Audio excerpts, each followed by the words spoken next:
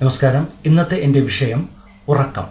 ഒരുപക്ഷെ നിങ്ങൾ ആലോചിക്കും, എന്താണ് ഇത്രമേൽ ഉറക്കത്തെക്കുറിച്ച് സംസാരിക്കാൻ? ഉറക്കം ഒരു പ്രധാനപ്പെട്ട സംഭവമാണ്. ഉറക്കത്തിൻ്റെ വാല്യൂ മനസ്സിലാവണമെങ്കിൽ അത് നഷ്ടപ്പെട്ടവരോട് ചോദിക്കണം. എന്നാലേ അതിൻ്റെ ഇമ്പോർട്ടൻസ് നമുക്ക് മനസ്സിലാവുകയുള്ളൂ. ഇന്നത്തെ എൻ്റെ വീഡിയോയിൽ ഞാൻ ഉൾപ്പെടുത്താൻ ആഗ്രഹിക്കുന്നത് എന്താണ് ഉറക്കം, ഒരു പ്രായപൂർത്തിയായ മനുഷ്യൻ ഒരു ദിവസം എത്ര മണിക്കൂർ ഉറങ്ങണം, ഉറക്കം കൊണ്ടുള്ള നേട്ടങ്ങൾ എന്തൊക്കെയാണ്, ഉറക്കം നഷ്ടപ്പെട്ടാൽ നമ്മൾ അനുഭവിക്കുന്ന ശാരീരിക മാനസിക പ്രയാസങ്ങൾ എന്തൊക്കെയാണ്, ഇത്യാദി കാര്യങ്ങളാണ് എൻ്റെ ഇന്നത്തെ ഈ വീഡിയോയിൽ ഞാൻ ഉൾപ്പെടുത്താൻ ശ്രമിക്കുന്നത്. അതുകൊണ്ട് നമുക്ക് വിഷയത്തിലേക്ക് വരാം. എന്താണ് ഉറക്കം? ഉറക്കം എന്ന് പറയുന്നത് നമ്മുടെ ശരീരത്തിനും അതേപോലെ തന്നെ നമ്മുടെ മനസ്സിനും വിശ്രമം നൽകുന്ന, പെട്ടെന്ന് വിളിച്ചാൽ ഉണരാൻ കഴിയുന്ന സ്വാഭാവികമായ ഒരു അബോധാവസ്ഥയാണ് ഉറക്കം. ഉറക്കം കൊണ്ട് ഒരുപാട് നേട്ടങ്ങൾ നമുക്ക് പറയാൻ സാധിക്കും. നമ്മുടെ ശരീരത്തിൻ്റെ അതേപോലെ തലച്ചോറിൻ്റെ ക്ഷീണം അകറ്റാനും ഉന്മേഷം ലഭിക്കാനും അതേപോലെ തന്നെ ശരീരത്തിൻ്റെ പ്രവർത്തനങ്ങളെ പുനരുജ്ജീവിപ്പിക്കാനും ഓർമ്മശക്തി വർദ്ധിപ്പിക്കാനും ഉറക്കം സഹായിക്കുന്നു എന്നുള്ളതാണ്. ഉറക്കത്തിൻ്റെ പ്രധാന ലക്ഷ്യം എന്ന് പറയുന്നത് നല്ല ഗാഢമായ ഉറക്കം ലഭിക്കുമ്പോൾ നമ്മുടെ തലച്ചോറിലെ കോശങ്ങളെ അറ്റകുറ്റപ്പണികൾ നടത്തുന്നതിനും അതേപോലെ തന്നെ ഊർജം വീണ്ടെടുക്കുന്നതിനും ഓരോ ദിവസത്തെ ദൈനംദിന പ്രവർത്തനങ്ങളുടെ ഓർമ്മകളെ ക്രമപ്പെടുത്തുന്നതിനും സഹായിക്കുന്നു എന്നുള്ളതാണ്. ഇനി ഉറങ്ങുന്ന സമയത്ത് നമ്മുടെ ശരീരത്തിലുണ്ടാകുന്ന മാറ്റങ്ങൾ എന്തൊക്കെയാണ്? നമുക്കറിയാം, നമ്മുടെ ശരീരത്തിലെ പേശികളുടെ പ്രവർത്തനം കുറയുകയും അതേപോലെ തന്നെ ബാഹ്യമായ ഉത്തേജകങ്ങളോടുള്ള പ്രതികരണങ്ങൾ മന്ദഗതിയിലാവുകയും ചെയ്യുമെന്നുള്ളതാണ്. ഇനി ഉറക്കത്തിന് പ്രധാനമായിട്ടും 2 ഘട്ടങ്ങളുണ്ട്. ഒന്ന് റീം, മറ്റൊന്ന് നോൺ റീം. റീം എന്ന് പറഞ്ഞാൽ rapid eye movement, non REM എന്ന് പറഞ്ഞാൽ non rapid eye movement. REM എന്ന് പറയുന്ന റാപ്പിഡ് ഐ മൂവ്മെൻറ്റ് ആ സമയത്ത് നമ്മുടെ കണ്ണ് അടച്ചു പിടിക്കും. ഈ സമയത്ത് നമ്മുടെ കൃഷ്ണമണി പതുക്കെ ചലിക്കും എന്നുള്ളതാണ്. ഈ സമയത്ത് തലച്ചോർ സജീവമാവുകയും നമ്മൾ സ്വപ്നങ്ങൾ കാണുന്ന സമയം കൂടിയാണ് ഈ റീമിൻ്റെ time. Non rapid eye movement എന്ന് പറയുമ്പോൾ നമ്മുടെ കൃഷ്ണമണി ചലിക്കുകയില്ല, ഗാഢമായ ഡീപ്പ് സ്ലീപ്പായിരിക്കും ഈ സമയത്ത് നമുക്ക് ലഭിക്കുക. ഇനി ഒരു പ്രായപൂർത്തിയായ മനുഷ്യൻ എത്ര മണിക്കൂർ ഉറങ്ങണമെന്നുള്ളതാണ്. നമുക്കറിയാം, ഉറക്കം വളരെയധികം പ്രാധാന്യമാണ്. ഉറക്കം നഷ്ടപ്പെട്ടാൽ ഒരുപാട് പ്രയാസങ്ങൾ, മാനസിക ആരോഗ്യ പ്രയാസങ്ങൾ നമുക്ക് നേരിടേണ്ടി വരും. അതുകൊണ്ട് ഒരു പ്രായപൂർത്തിയായ മനുഷ്യൻ ദൈനംദിനം ഒരു 7-8 മണിക്കൂറെങ്കിലും ഉറങ്ങിയിരിക്കണം എന്നുള്ളതാണ്.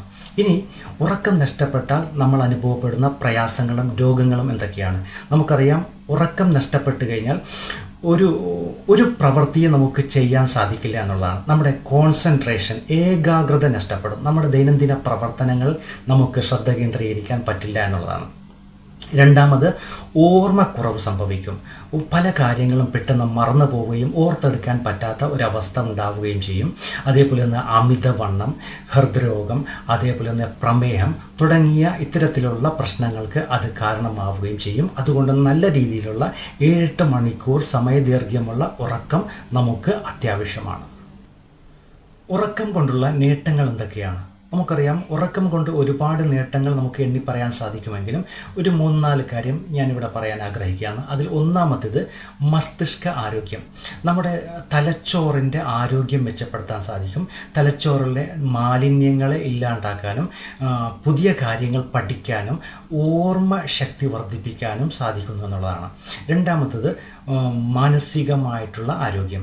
നമുക്കറിയാം, നമ്മുടെ മനസ്സിനെ ബാധിക്കുന്ന പ്രധാന പ്രശ്നങ്ങളിലൊന്നാണ് സമ്മർദ്ദം, അതേപോലെ തന്നെ ഉത്കണ്ഠ.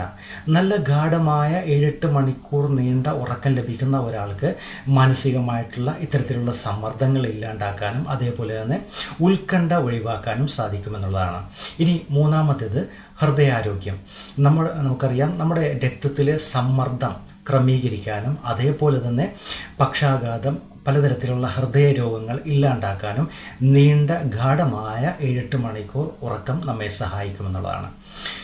പ്രതിരോധശേഷി. നമുക്കറിയാം, നല്ല ഗാഢമായ ഉറക്കം ലഭിക്കുന്ന ഒരാൾക്ക് രോഗപ്രതിരോധ ശേഷികൾ വർദ്ധിക്കുകയും അണുക്കളെ ഇല്ലാണ്ടാക്കാനും നമ്മുടെ അണുബാധകളെ ക്രമീകരിക്കാനും സാധിക്കുമെന്നുള്ളതാണ്. ഇനി മറ്റൊന്ന്, അമിതവണ്ണം നിയന്ത്രിക്കാൻ സാധിക്കുമെന്നുള്ളതാണ്. നമുക്കറിയാം, നല്ല തരത്തിലുള്ള ഗാഢമായ ഉറക്കം ലഭിക്കുന്ന ഒരാൾക്ക് നമ്മുടെ ആമാശയത്തിലെ വിശപ്പിൻ്റെ ഹോർമോണുകളെ നിയന്ത്രിക്കാനും അതേപോലെ തന്നെ അതുവഴി നമ്മുടെ അമിതവണ്ണം ഇല്ലാണ്ടാക്കാനും സഹായിക്കുന്നു എന്നുള്ളതാണ്. ഇനി നല്ല ഒരു ഉറക്കം ലഭിക്കണമെങ്കിൽ നാം എന്തൊക്കെ മുൻകരുതലുകൾ എടുക്കണമെന്നുള്ളതാണ്. നല്ല രീതിക്ക് ഉറക്കം ലഭിക്കണമെങ്കിൽ കഴിവതും നേരത്തെ ഉറങ്ങുക എന്നുള്ളതാണ്. അത് നമ്മുടെ ജീവിതത്തിലെ ഒരു ശീലമാക്കി മാറ്റുക. കഴിവതും 9 മണി, ഏറിപ്പോയാൽ 10 മണിക്കുള്ളിൽ നാം ഉറങ്ങാൻ വേണ്ടി ശ്രമിക്കുക. അതിരാവിലെ എണീക്കുക എന്നുള്ളതാണ്.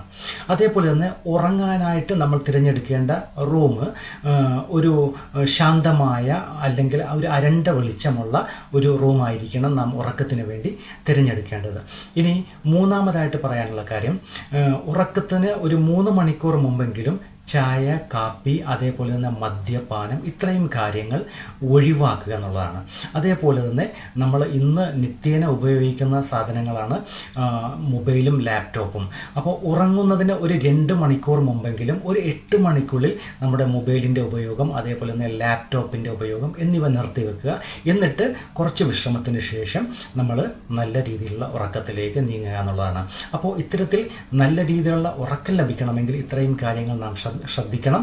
അത്തരത്തിൽ നല്ല ഉറക്കം ലഭിച്ചാൽ നമ്മൾ എപ്പോഴും ശാരീരികമായിട്ടും മാനസികമായിട്ടും നല്ല ഉന്മേഷത്തോടു കൂടി നമുക്ക് ജീവിക്കാൻ സാധിക്കുമെന്നുള്ളതാണ്.